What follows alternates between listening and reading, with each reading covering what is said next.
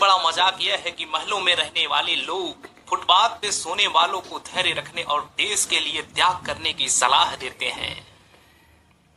वो खुद तो मखमल पर सोकर सादगी की बात करते हैं। हमारी भूख को वो राष्ट्रभक्ति का नाम देते हैं। तिजोरी उनकी भरती है हमारे खून पसीने से और बदले में वो हमको सब्र का पैगाम देते हैं।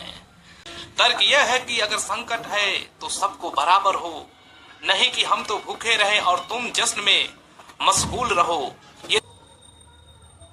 ये त्याग की बातें सिर्फ गरीबों की झोपड़ी तक ही क्यों, कभी संसद की मेजों पर भी ये नियम लागू तो हो।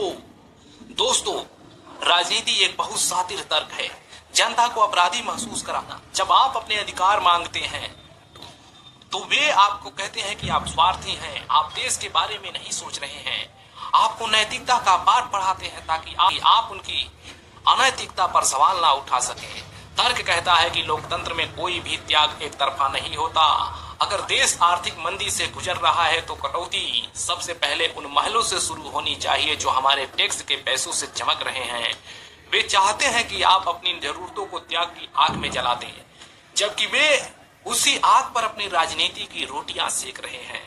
याद रखिए, जो सत्ता आपको त्याग का उपदेश दे लेकिन खुद विलासिता में डूबी हो, वह आपकी सेवा नहीं, आपका शोषण कर रही है। जागिए और पूछिए कि साहब, मेरे हिस्से का त्याग तो आपको दिख गया, आपके हिस्से की जवाबदेही कहाँ है। जो सत्ता जनता को रुलाकर खुद मुस्कुराती है वो लोकतंत्र नहीं, एक संगठित पाखंड है।